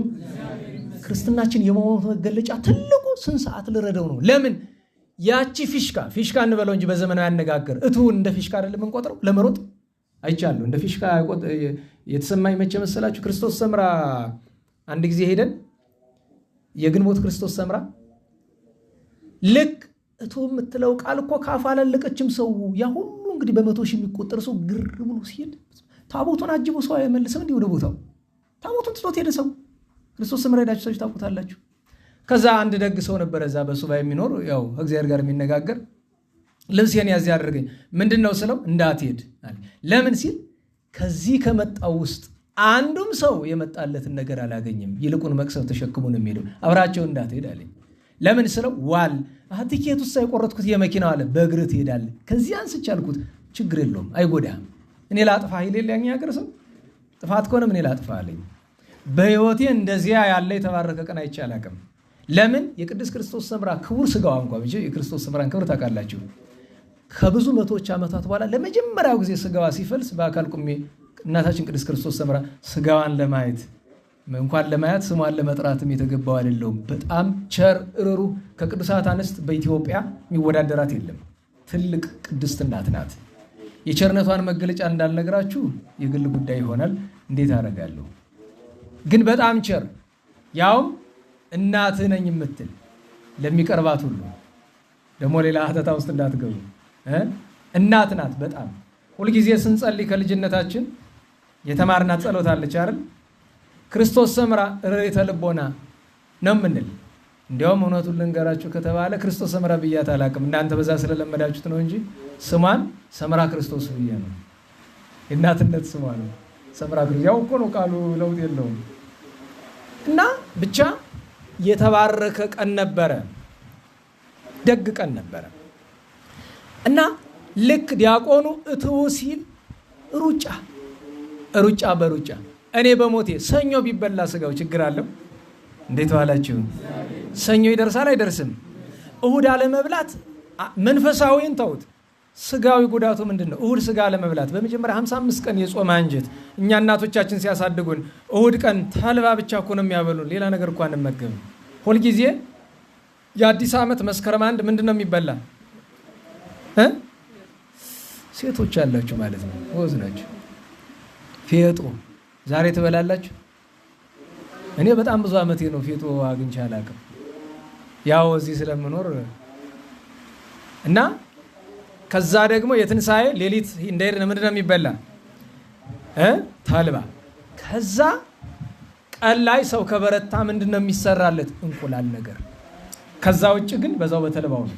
እንዲያውም ብዙ ጊዜ እኛን ያሳደጉን አባቶቻችን ምንድነው የሚያደርጉ? ተልባዋን ይቀምሱና ቀጥሎ ምንድነው የሚያደርጉ? እባክሽ የኔ ልጅ ጥሩ ሽሮ ስሪልኝ፣ ቀጠን ያለች ሽሮ ስሪልኝ። ተጋቢ ነው ምናምን እንደምትሉት አይደለም፣ እሱ እንደ ገንፎ ያለውን አይደለም። ሽሮ እስቲ በሞት እንልመደው። ሽሮ ትወዳላችሁ አትወዱም? እንዴት ዋላችሁ? እንዴት ዋላችሁ? እስቲ የትንሣኤ ቀን ሽሮ እንብላ። ስጋ መብላት ኃጢአት ነው አይደለም? ግን ምን እኔ እውነቴን ነው። እዚያ ድሮ ጎረቤት እያለን አንድ ሰው ነበር የሆነ ነገር ሲል ምን አንቀሸቀሸ ይላል።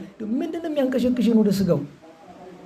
በነገራችሁ ላይ ምን ያክል ጨጓራችን ጤነኛ እንደሆነ የሚያሳየው ሰው 55 ቀን ጡሞ አክፍሎ እንዴት ዶሮ ወጥ ይበላል?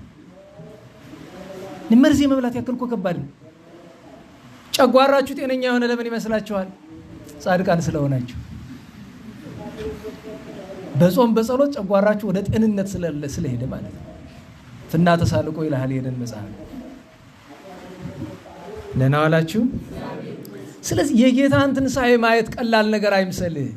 ስቃይ ነው፣ መከራ ነው። በሞት ትንሽ ሞክረውና እስቲ ቅመሰው። እስቲ ቅዱሳን የቀመሱትን እስኪ አንዳንድ ገሌ አይደለም ወንድም እህቶቻችን ባልንጀሮቻችን የቀመሱትን መከራ እስቲ ቅመሰው። የጌታ ሕማም ምን እንደሆነ ቅመሰው ትንሽ እስኪ።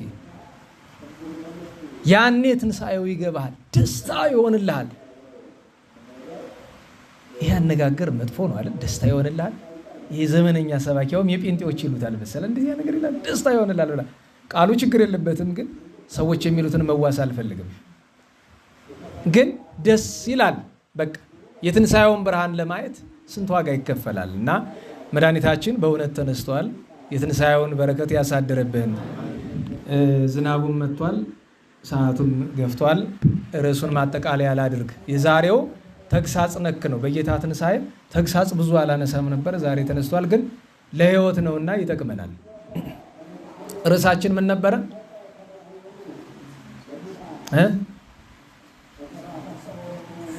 ኧረ በሉ እስቲ፣ ኧረ በሉ፣ ኧረ አይሰማኝም። ሀበለ ሞቅታ ትነብር ነብሶሙ። ዋናው የርዕሱ ክፍል ግን ወሰበከሎሙ ግእዛነ። በሉ እስቲ ምንን ሰበከላቸው? ንገሩኝ በደንብ በሉ። አዎ እንግዲህ በየስፍራው ግራጅህን እንደዚህ ታነሳና እንደዚህ ስትጨብጡ ግራጅ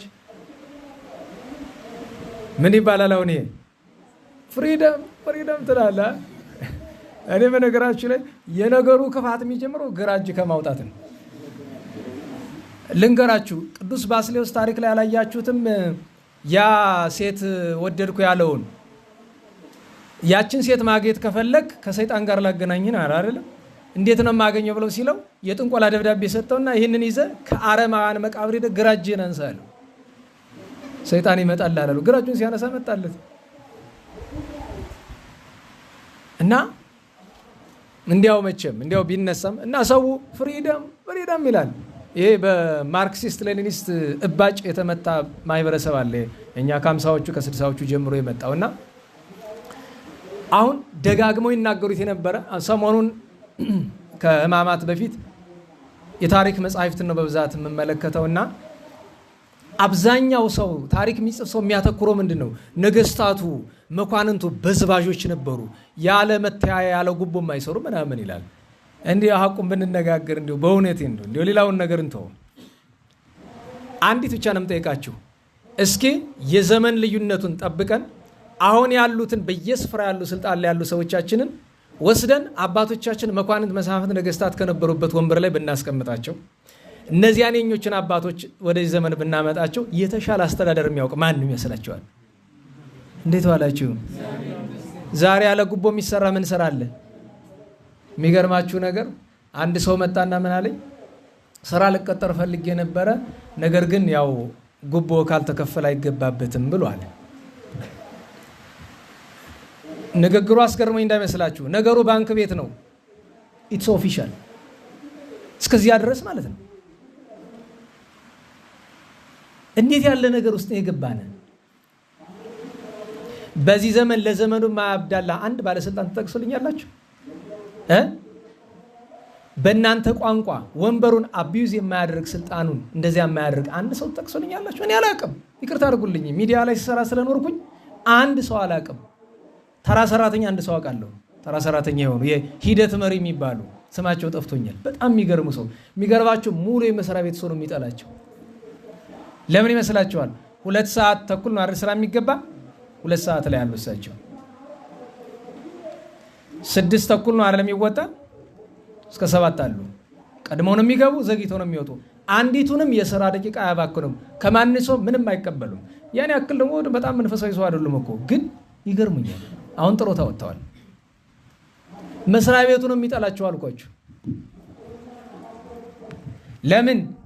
ብርሃንን ሁልጊዜ ማን ነው የሚጠላው? ንገሩኝ። ለምን? አብሮ መሆን ስለማይችሉ። አንዱ ካለ አንዱ ይሸሻልና። ወደ ዋናው ነገር እንምጣና ደህና ዋላችሁ። ነፃነት ምንድን ነው? መሰረታዊ ጥያቄ እሱ ነው። ሰዎች ተነስተው ፍሪደም፣ እኛ የዘውድ አስተዳደር አንፈልግ ምናምን አሰጡ። አሁን ዛሬ አውሮፓ ውስጥ የምትመለከቱት አብዛኛው መንግስት ምን አለው? ንግስታት አሉት። ከጃፓን ጀምሮ ጃፓን ንጉስ የላትም? እንዴት ዋላችሁ። የደቡብ ኤዥያ የፋሪስት የሚባለው የሩቅ ምስራቁንም የአውሮፓንም ስትመለከቱ ነገስታት አሏቸው። የእኛ ሀገር በሽታ ነገስታት ነበሩ። ነገስታት ቢሆኑ ኃይለ ሥላሴ ከሞቱ በኋላቸው ሀገር ቁልቁለት ነው ወደ ላይ ነው እየሄደች ያለችው? ንገሩኝ እንጂ የቁልቁለቱም አይነት አለው።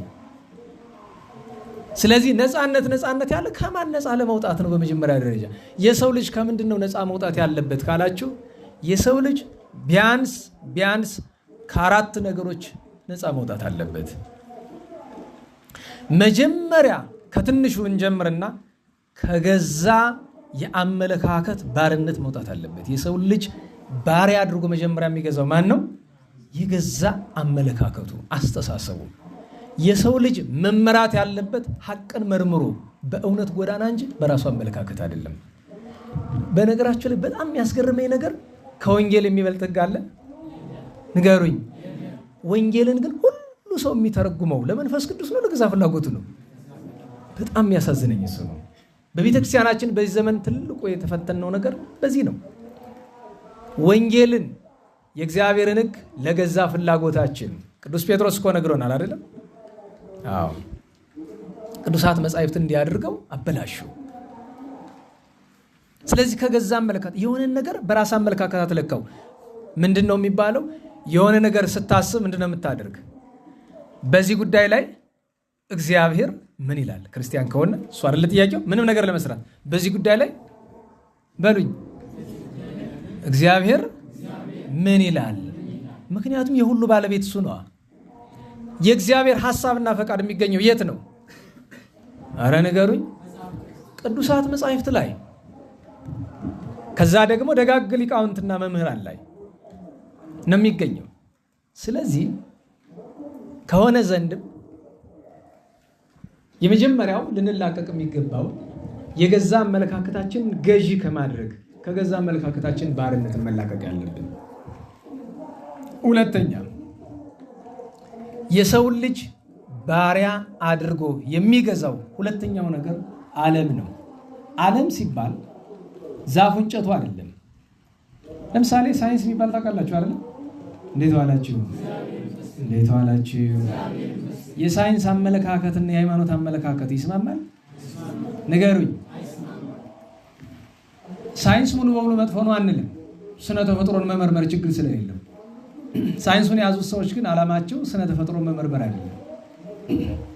በነገራችሁ ላይ ሰዎች ከምድራችን ወደ 7 ትሪሊየን ርቀት ላይ የምትገኝ አንዲት ኮከብ አለች ይላሉ። ኤም ምናምንቲ 12 ምናምንቲ የሚል ስም ሰጥተዋታል አሉ። እና ምንድናት? ሀቢታብል ናት፣ ሰው ሊኖርባት የሚችል ናት። እና እዚያች ቦታ ሰው ፍጥረት ይኖር እንደሆነ አይኖር እንደሆነ እንመርምር ይላሉ። ልብ በሉ። ቅዱስ ጳውሎስ ምን ይላል በሮሜ መልእክት ምዕራፍ 1 ላይ እንራቀቃለን ሲሉ ደነቆሩ ይላል። ማለት እኔን ግራ የሚገባኝ አንድ ታሪክ ልንገራችሁ። አጭር ታሪክ ነው። አንድ የደቡብ አፍሪካ ፎቶግራፈር ነበረ፣ ፎቶ አንሺ ማለት ነው። አንድ ፎቶ አነሳና ወስዶ የፎቶ ውድድር የሚደረግበት ቦታ ላይ ያስገባውና ተመረጠ። ለወራት የዓለም ሚዲያ እየተቀባበለ አመሰግነው። ከ10 ምናምን ዓመት በፊት ይመስለኛል። ደህና ዋላችሁ።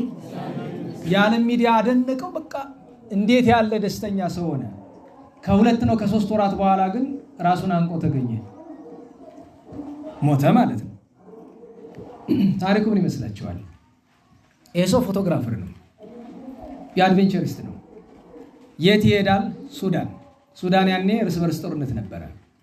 ልክ ሲደርስ አንድ ትልቅ አሞራ አንዲትን ሕፃን ረሃብ ጨርሷት ሞት አፋፍ ላይ ያለች ሕፃን ያገኛል እና ፊት ለፊት ካሜራውን ሲመለከተው አሞራው እየጠበቀ ሊበላት፣ የሕፃኗ ነፍስ ገና አልወጣም ነበረ። ያንን በፎቶ አስቀርቶ የቸኮለ ፎቶውን ወስዶ ለውድድር ለማቅረብ ነው። ልጅቱን ትቷት ሄዳ አሞራው በላት። በዓለም አቀፍ ደረጃ ሽልማት ሲያገኝ አንድ ሰው በእጁ ስልክ ይደውልለታል። የዛን ጊዜ ፎቶ ስታነሳት ስንት ክፉ አሞራ የነበረ ይመስላል አለው። አንድ ብቻ አለው። አይ ተሳስተህ ነው፣ 2 የነበረው። እንዴት አለው። 2ኛው ክፉ አሞራ አንተ ነበርክ። የዚያችን ሕፃን የዚያችን የ5 ዓመት ሕፃን ነፍስ ለማዳን ካንተ የሚጠበቀው በእጅ አንጠልጥለህ በቅርብ ወዳለ መንደር ለሰው ማስረከብ ነበረ። ከዛ በላይ አይጠይቅህም። ገንዘብ አያስወጣ፣ ጉልበት አያስወጣ እና ያችን ሕፃን የበላሃት አንተ ነህ፣ የአሞራ አይደለም። በዚህ ምክንያት ነው ሲያስበው ጸጸቱን መሸከም ሲያቅተው ራሱን ያጠፋው። ዓለም ምንድን ነው የሚያስተምረን? በነገራችሁ ላይ ምንም ችግር ቢፈጠር ዛሬ ዘመን የሚረዳን ነው ያለ ወይስ ፎቶ የሚያነሳን ያለ? በዚህ ዘመን እንኳን ኢንተርኔት ላይ ገብቶ እንዲህ አይነት ነገር ማድረግ ይህንን ማየትን የመሰለ በደል የለም። ሰዎች የቀረጹት ብዙ ነገር ነው ያለን አይደል? እኔ ሌሊት ማህሌቱ ላይ 2-3 ቦታ ላይ ስንቀርጽ ነበረ። ለአቤቴ እየወጣኝ የተሰቀቅኩ ነው። የቀረጽኩበትን ምክንያት ነው ያውቀዋለሁ። ስለ 2 ምክንያት ነው የቀረጽኩት። ግን ቃለ እግዚአብሔሩን አስቡት። ቃለ እግዚአብሔር በሚደረግ ጊዜ ሁሉ ባለ ካሜራ ነው፣ ሁላችንም እኔን ጨምሮ። አሁን የምነግራችሁ ጀስቲፊኬሽን አይደለም፣ ትክክል የሚያደርገኝን ነገር አይደለም።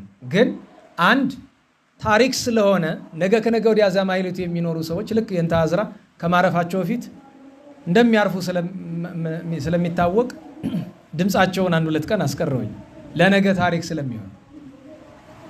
ሁለተኛው ነገር ይህንን ለማየት የሚሹ ግን ማየት የማይችሉ ሌላ ሀገር ያሉ ሰዎች ስላሉ ለእነሱ ለመላክ ነው። ይህም ሆኖ ግን አደራረጉ ስህተት መሆኑን አይቀይረውም። ደህና ዋላችሁ። ያንን ማድረጌ ስህተት መሆኑ አይቀርም። እሱን ማስተዋል ማወቅ ያለብን። የዓለም ባሪያ መሆን ማለት እግዚአብሔር ሳይሆን እውነት ሳይሆን ዓለም እንድትሸልመንና እንድታመሰግንን መፈለግ። እህቶቻችን ይህንን የመሰለ ልብስ የለበሳችሁት ለማን ነው? ለማን ነው? በሞቴ ምርጥ ልብስ ለብሶ ከቤቱ ቤቱን ዘግቶ ብቻውን የሚውል ሰው አለ? ቤታችሁ ውስጥ ጥሩ ልብስ ትለብሳላችሁ? ለምን ስላችሁ አይ ስራ ስላለብኝ ለስራ ስለማይመች። እባክሽ ተይ፣ አታጭበርብሪ ራስሽን። እኔን ተይና ራስሽን አታሞኝ። አይደለም የምንለብስ ለማን ነው? ለሰው። የምንኖር ለማን ነው?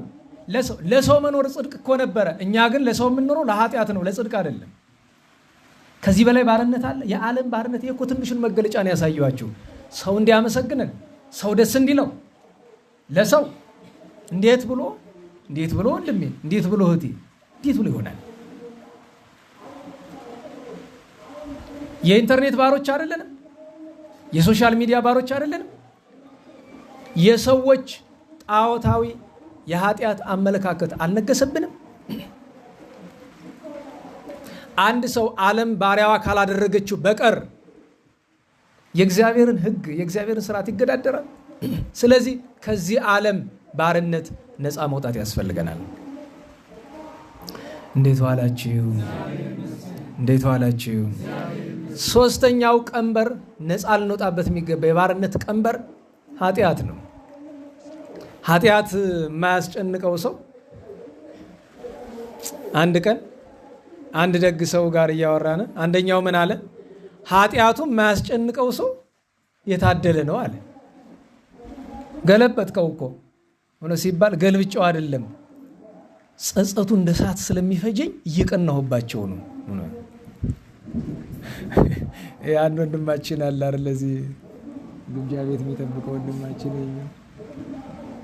እና አንድ ቀን ደህና ዋልክ አልኩት። እግዚአብሔር ይመስገን። አይ መታደልህ አለኝ። ምን ነው አለኝ። አይደንቅህ አይሞቅህ ምንም ይፈጠር ሰማዩ ዝቅ ቢል አይደነግጥምና አይ መታደልህ። አንድ ቅጠል ተቆረጠ ቤተ ክርስቲያን ብዬ እንደ ረመጥ እንገበገባለሁ። አንተ ቤተ ክርስቲያኗን እንዲሁ አይበልና እንዲሁ እሳት ቢዘንብባት አትደነግጥም። እንዲሁ መታደልህ። ለምን? በጣም የጨነቀው ሰው ምንድነው የሚፈልግ? እረፍት ነው። ጸጸትም ሲበዛ እንደ እሳት ነው የሚያንገበግብ፣ ከባድ ነው። እና ደህና ዋላችሁ። የጸጸት ሀብት ጥሩ ነው በእውነቱ ስጋን በጣም ይበላዋል፣ ግን ጥሩ ነው። እና ሰው ከኃጢአት ባርነት ነፃ መውጫ ትልቁ መሳሪያ ምንድን ነው? ጸጸት ነው። ንስሐ አይደለ? ንስሐ እኮ ማለት አሁን ቄስ ያሉ ለቄስ ሄዶ ቄስ እንዲያርግ ያለው ብሎ ይተርክልዎታል። እንዲያው በዛ ይሰሙና እንግዲህ ይሄ ጥሩ አይደለም ብሎ ይመክሩታል፣ ተግሳጽ ይሰጡታል። ያን ይቀበላል፣ ይሄዳል። ይሄን ያህል ጾም፣ ይሄን ያህል ስገድ፣ ይሄን ያህል መጾም ተብሏል። ያንን ያደርገዋል። ትልቁ ችግር የሚመጣ ወዴት ላይ ነው? ያንን ሲፈጽመው እንደ መደበኛ ስራ ነው አይደል? እና ሰሞኑን አንድ ሰው ጠየቀኝ። ምን ብሎ? ጸጸት ሳይኖረኝ ቀኖናውን ከምፈጽመው ብተወውስ አለኝ። አወይ እሱማ እንጀራ በወጥ የሚቀርብለት ሰው ወጡ ቀርቶ እንጀራው ብቻ ቀረበለት። ወጡ ከሌለማ እንጀራው የሚቀርብኝ እንደማለት ነው። በደረቁ ደር እንጂ ለጊዜ ወጥ እስኪገኝ አይደለም። ስለዚህ ጸጸት የለኝም ብለን ንስሐ እንዳትተው፣ ጸጸት እየለመንክ ታገለው ነው። ስለዚህ ከኃጢአት ባርነት መላቀቅ ያስፈልገናል። የመጨረሻው ባርነት ከዲያብሎስ ባርነት መላቀቅ ይገባናል። ምክንያቱም ወሰበከ ሎሙ ግእዛነ ታስረው ወደ ነበሩት ሰይጣን አስሯቸው ወደ ነበሩት ወደ ሲኦል ሄዶ ነፃነትን ሰበከላቸው። ይሄ ዓለም 100% እንዳንል ቅዱሳን ስላሉት አብዛኛው ብለን እንገልጠዋለን በሰይጣን ማሰሪያ ተይዟል። ክርስቶስ መድኃኒታችን መከራ ተቀብሎ ያዳነው ዓለም ተመልሶ የሰይጣን ባሪያ ሆኗል።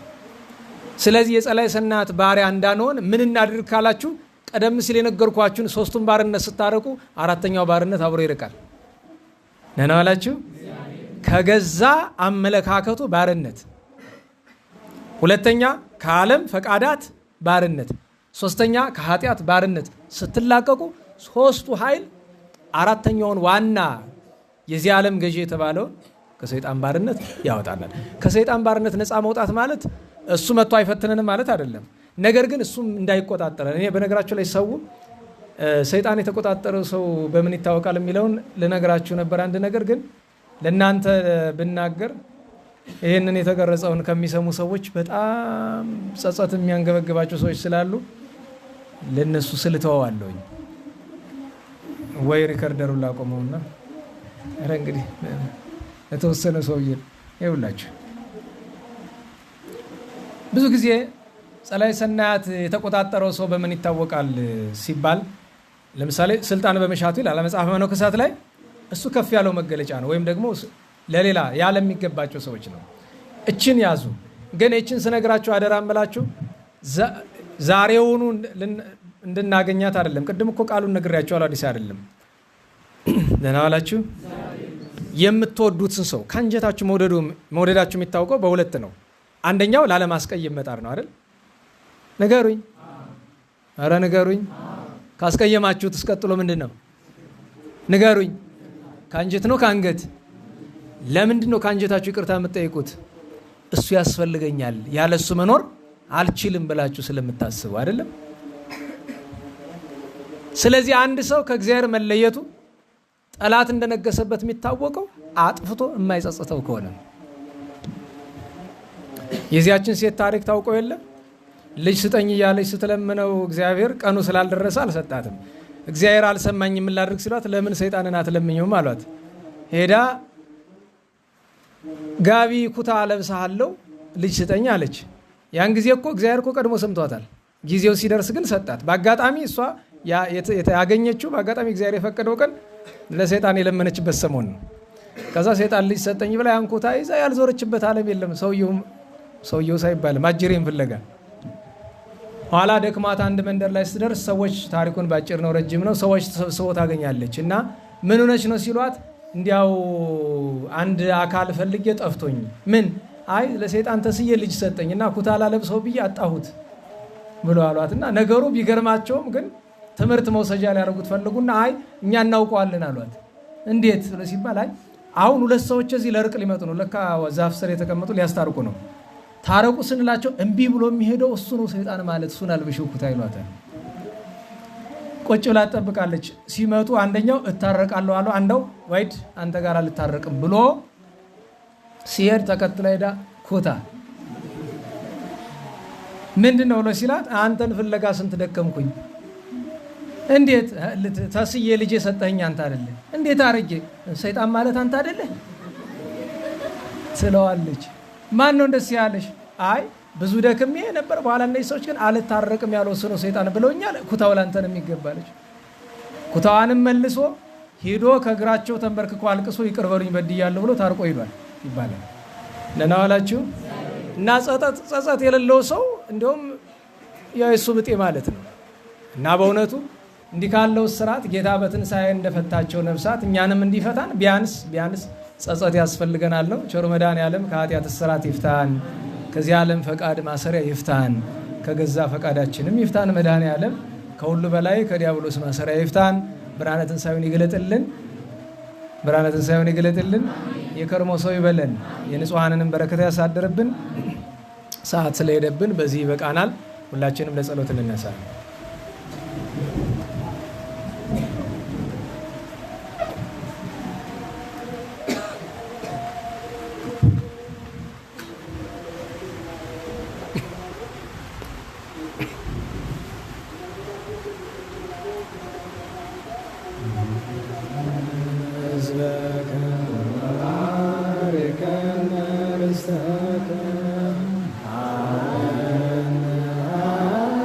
Amen.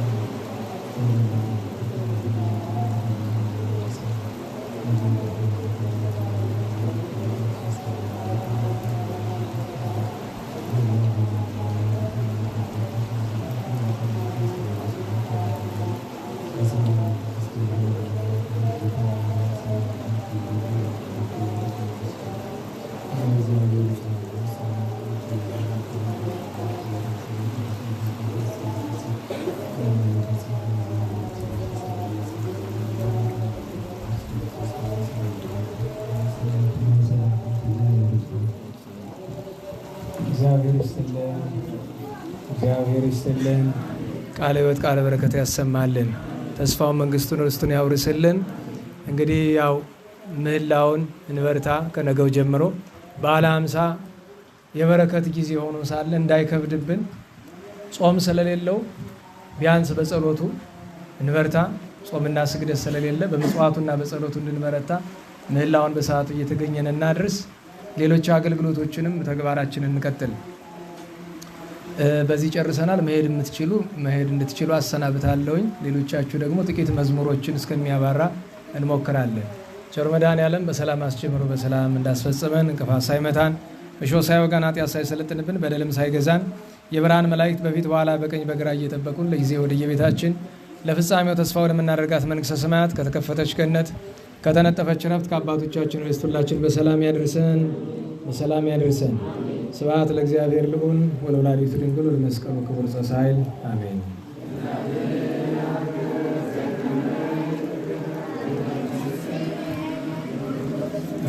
የመሸባችሁ መሄድ ትችላላችሁ።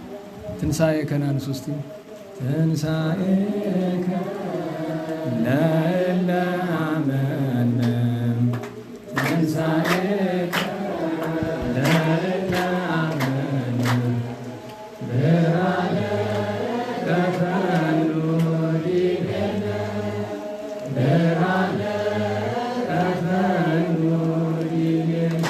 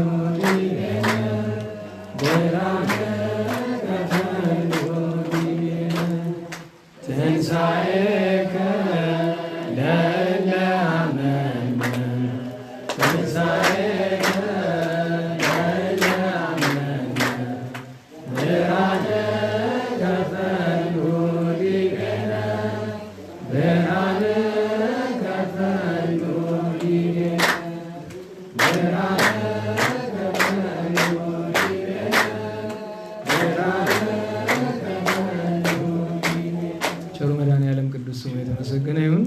ቸኮላቸውን መሄድ ትችላላችሁ። አንድ ብቻ እንጨምር ወምድርን የሚለውን አሁን ደግሞ በእናንተ ጉሮሮ አንሱ።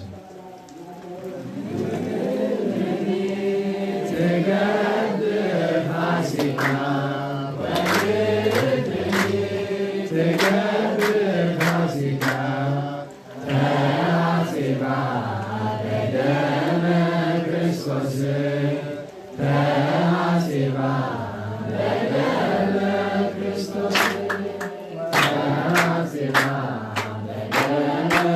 ክርስቶስ ተሐሴባ በደመ ክርስቶስ ወንድኒ ትገብር ፋሲካ ትገብር ፋሲካ ተሐሴባ በደመ ክርስቶስ ተሐሴባ በደመ ክርስቶስ ተሐሴባ በደመ ክርስቶስ ተሐሴባ በደመ ክርስቶስ ወንድኒ ትገብር ፋሲካ ወንድኒ ትገብር ፋሲካ ተሐሴባ በደመ ክርስቶስ ተሐሴባ በደመ ክርስቶስ ተሐሴባ በደመ ክርስቶስ ተሐሴባ በደመ ክርስቶስ። ቸሩ መድኃኔዓለም ብርሃነ ትንሣኤውን ይግለጽልን፣ በሰላም ያሳድረን።